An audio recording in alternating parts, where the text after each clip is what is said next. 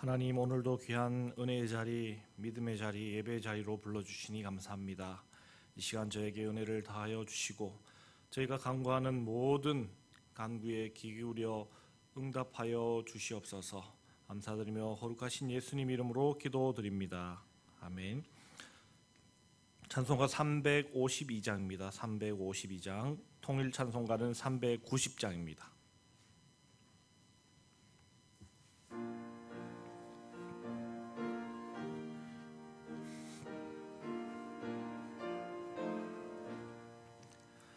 십자가 군병들아, 주 위에 일어나 기들고 앞서 나가 담대히 싸우라.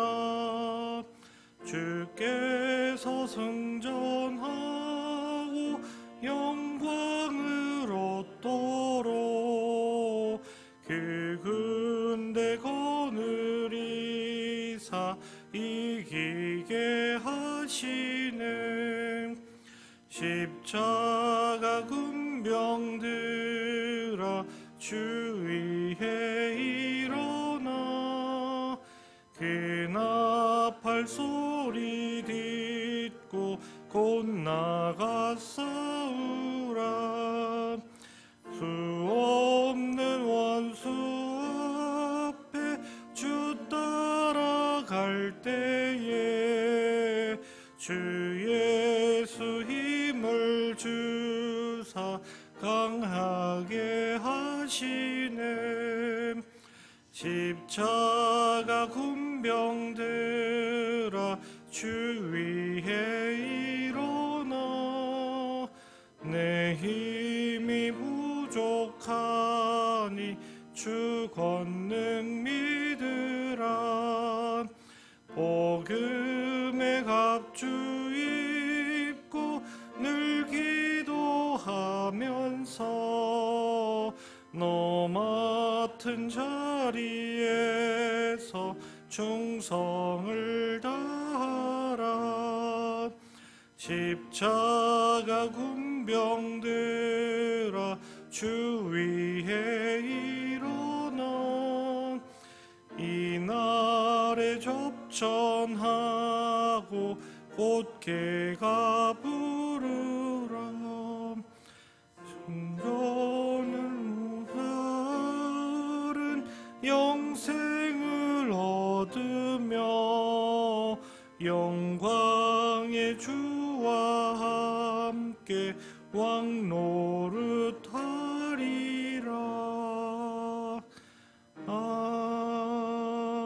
아멘.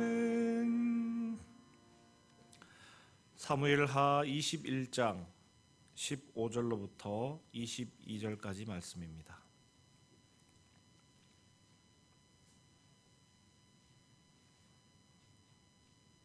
사무엘하 21장 15절로부터 22절입니다. 블레셋 사람이 다시 이스라엘을 치거늘 다윗이 그의 부하들과 함께 내려가서 블레셋 사람과 싸우더니 다윗이 피곤하매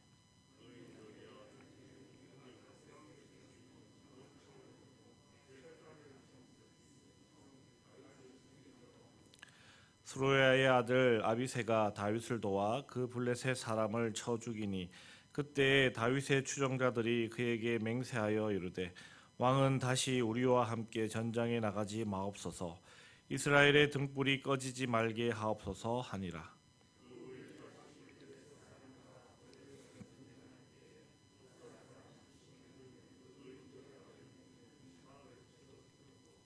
또다시 블레셋 사람과 곱에서 전쟁할 때에 베들레헴 사람 야레오르김의 아들 엘하나는 가드 골리앗의 아우 라흐미를 죽였는데 그 자의 창자루는 배틀채 같았더라.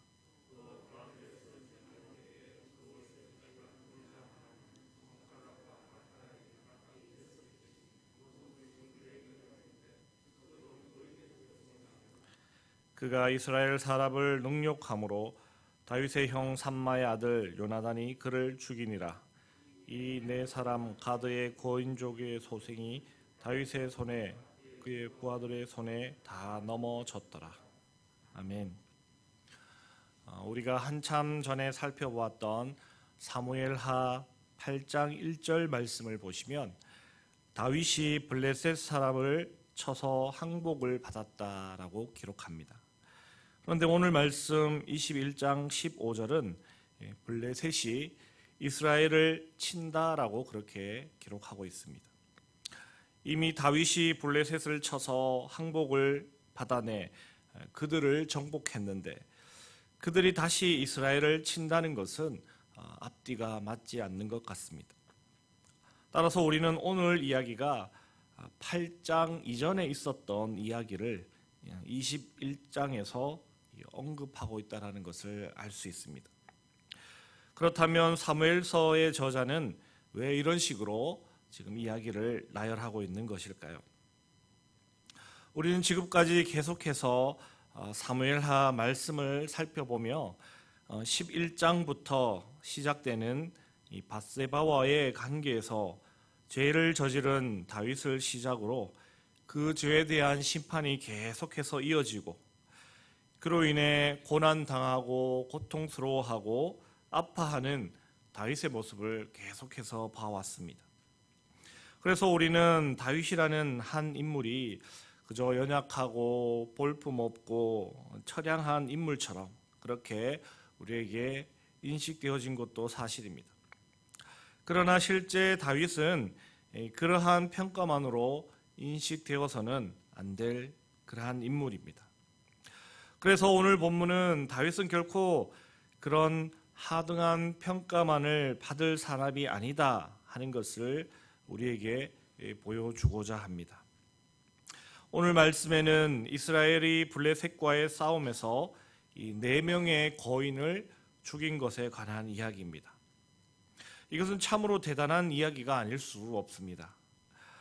다윗 하면 그는 골리앗을 죽인 사람입니다. 다윗의 대명사가 바로 거인을 죽인 자, 골리앗을 죽인 자이죠. 다윗이 거인 골리앗을 죽이기 전 이스라엘 백성들은 어떠하였습니까? 모두가 숨어서 벌벌 떨고 있었습니다. 그런데 다윗은 그러지 않았습니다. 그는 아직 소년이었을 때 그 대단한 거인 골리앗을 죽인 것입니다. 다윗이 골리앗을 죽인 사건은 그 당시 모든 사람들의 가치관과 사고를 바꾸어 놓았습니다. 저 무시무시한 거인족 골리앗을 다윗이 죽였다는 것은 우리도 거인과 싸워 이길 수 있다는 희망을 주었을 것이고 무엇보다도 다윗과 함께라면 반드시 이길 수 있다라는 그러한 용기를 내게 했을 것입니다. 아니나 다를까 다윗은 블레셋과의 전투에서 늘 앞서서 싸움을 하였습니다. 그러다 보니 늘 다윗은 피곤하였고 또 죽음의 위협에 처할 수밖에 없었습니다. 그 이유는 이전에도 우리가 여러 전투에 관한 이야기에서 살펴보았듯이 이 적장을 죽이는 것이 가장 큰 전략 중에 하나이기 때문에 그렇습니다. 상대편의 왕이나 상대편의 장수를 죽임으로 인해서 그 전쟁의 승기를 잡는 그러한 경우들이 많다는 것이죠. 그래서 늘 전장에 뛰어들었던 다윗을 죽이는 것이 블레셋에게 있어서는 가장 중요한 일처럼 여겨진 것입니다. 그래서 다윗은 늘상 생명의 위협에 처해질 수밖에 없었던 것입니다. 오늘 말씀도 그러한 내용입니다. 블레셋의 거인 중에 하나인 이스비브노비라는 하는 그러한 거인이 다윗을 죽이고자 그렇게 혈안이 되어 달려들었다라는 것이죠. 그래서 다윗은 위기 가운데 놓여지게 되었는데 다윗의 군대 장군 중에 하나인 아비새가 다윗을 도와 그 거인을 죽이게 되고 다윗을 위기에서부터 구해주게 됩니다. 그러면서 아비새를 비롯한 많은 이들이 이 다윗에게 부탁하기를 이제는 전쟁에 참여하지 마십시오. 왕이 전쟁에서 만일 죽음을 맞이하게 된다면 이스라엘의 등불이 꺼지게 될 것입니다. 그 말이 무엇입니까? 다윗은 이스라엘에게 있어서 등불과 같은 존재라는 것이죠. 다윗이 전쟁에서 목숨을 잃게 된다면 다시 이스라엘은 암흑기가 찾아오게 될 것입니다. 그렇게 이야기하는 것입니다. 왕에게 병고라도 생기면 큰일이 아닐 수 없기 때문에 왕에게 전쟁에 나오는 것을 말리고 있는 것입니다. 아마 그때부터 다윗은 전쟁에 나가지 않게 된 것 같습니다. 그로 인해 무료한 시간을 궁에서 보내다 보니 그만 다윗이 범죄의 길에 들어선 것이 아닌가, 우리는 그렇게 추측해 볼 수도 있습니다. 어쨌건 또 다른 블레셋과의 전투에서 십북에는 삽이라는 거인을 쳐 죽입니다. 엘하나는 골리앗의 아우인 라흠이라는 거인을 죽였다고 기록하고, 또 다윗의 조카인 요나단은 손가락, 발가락이 6개씩 있는 그러한 거인을 죽였다고 오늘 말씀은 기록합니다. 이전에는 모두가 거인이 두려워서 떨고만 있었는데, 이제는 어떻게 너나 할 것 없이 거인들과 싸워서 이길 수 있게 된 것일까요? 그것은 왕이 자신의 생명도 돌보지 않는 그런 모범적이고 솔선수범하는 모습을 보였기에, 그런 모습이 귀감이 되었기 때문에 모든 장수들도 다윗을 본받아 그렇게 할 수 있었던 것입니다. 따라서 오늘 말씀은 이 다윗이 범죄함으로 하나님께 징계를 받고 위기와 슬픔과 공고함 가운데 처하였던 그러한 나날들이 길고 오래였지만, 결코 그러한 것들로 다윗을 하등평가해서는 안 된다는 것을 우리에게 말해줍니다. 압살롬이 죽은 이후에 이스라엘 온 지파가 다시금 다윗을 예루살렘으로 모셔오기 위해 그들은 지난날의 다윗을 상고했습니다.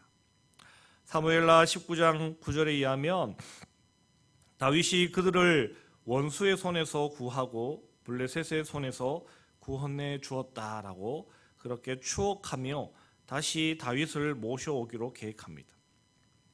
그렇습니다. 다윗은 그 백성을 위기 가운데 구해낸 위대한 왕이었던 것입니다. 또한 그것은 다윗 하나만의 업적이 아니라 목숨을 아끼지 않고 다윗을 따랐던 그의 수많은 용사들이 없었다면 그렇게 그 민족을 구원하지 못하였다라는 것을 오늘 말씀을 통해 하고 싶은 것입니다. 이는 우리가 어떤 사람을 대할 때도 마찬가지입니다. 그 사람의 부정적인 면과 단점만 본다면 그 사람에 대한 평가는 절망적일 수밖에 없습니다. 그러나 분명 그 사람에게는 하나님을 사랑하는 열정도 있고 나름 교회에 충성하는 모습도 있을 것입니다. 그러한 모습도 우리는 서로 인정해 주어야 합니다. 특히 목회자는 다양한 성도들을 대할 때 그 장점에 집중하고자 노력하는 그러한 모습들이 있는 것 같습니다. 이런 것입니다. 이분의 태도와 성격은 이런 부분이 좀 아쉽긴 하지만 하나님을 향한 믿음과 그 열심만은 진심이고 그것은 존중받아야 한다라고 생각하려고 노력을 많이 한다라는 것이죠. 성도들 간에도 마찬가지일 것입니다. 서로가 서로에게 그렇게 대할 수 있어야 합니다. 성도 간에도 서로 원수지거나 대적할 것이 아니라 서로의 장점을 인정하며 연합할 수 있어야 하겠습니다. 그리고 어떤 일을 하기 위해서 혼자서의 힘만으로는 잘 되지 않습니다. 스포츠 경기도 마찬가지지 않습니까? 개인 스포츠가 아니라 단체 스포츠인 경우 절대 혼자 잘해서 되지 않고 모두가 함께 협력하여 수고할 때 승리할 수 있음을 봅니다. 어떤 단체, 부서, 교회도 마찬가지입니다. 결코 한 사람의 수고와 노력으로 나아지게 되는 모습은 볼 수 없습니다. 모두가 함께 솔선수범하여 헌신할 때 단체든 부서든 교회든 부흥하고 발전할 수 있음을 우리는 봅니다. 한 사람 한 사람의 단점들로 망하는 경우는 거의 없습니다. 한 사람 한 사람 각각의 장점들이 모여 더욱 부흥하고 발전되어져 가는 것입니다.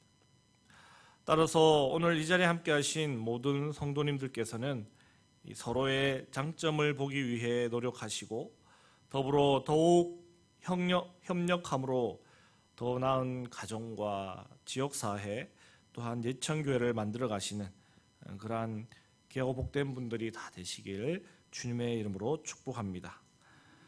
기도드리겠습니다. 하나님 감사합니다.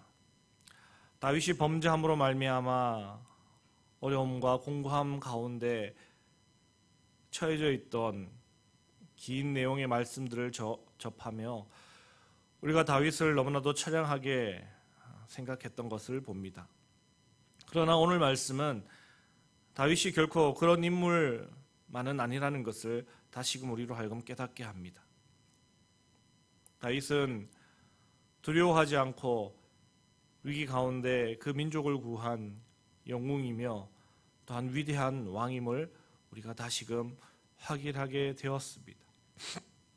지도자답게 앞장서 나라를 구하는 일에 최선을 다했던 다윗처럼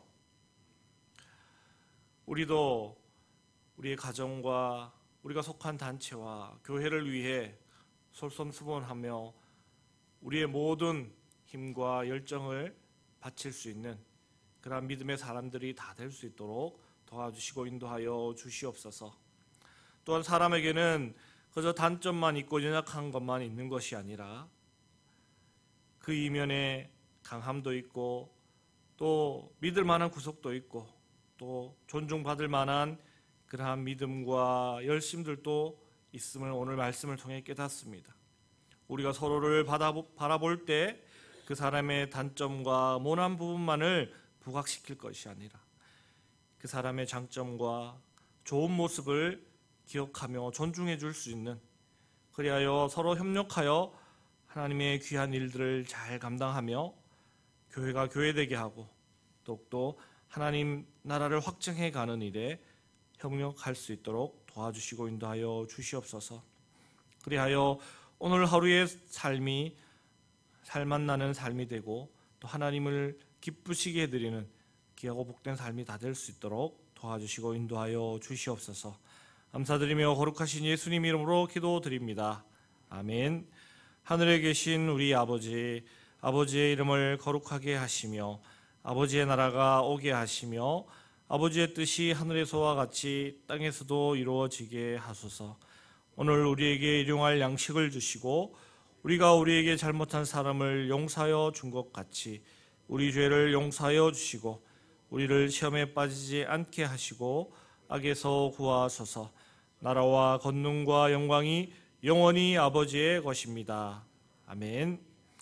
이 시간 기도하실 때 교회의 선교 지향적 사명과 예천 땅의 복음화를 위해서 기도해 주시고 교회 내 연로한 어르신들의 건강과 암투병 하시는 분들, 목사님의 건강을 위해서 기도해 주시고 또 교회 학교 아이들의 믿음 성장, 선교사님들의 선교의 열매를 위해서도 기도해 주시고 또 나라와 민족과 세계 평화를 위해서도 기도해 주시고 각자의 개인적인 기도 제목도 함께 기도하실 때 우리 주여 한번 크게 부르짖고 함께 기도하시겠습니다. 주여.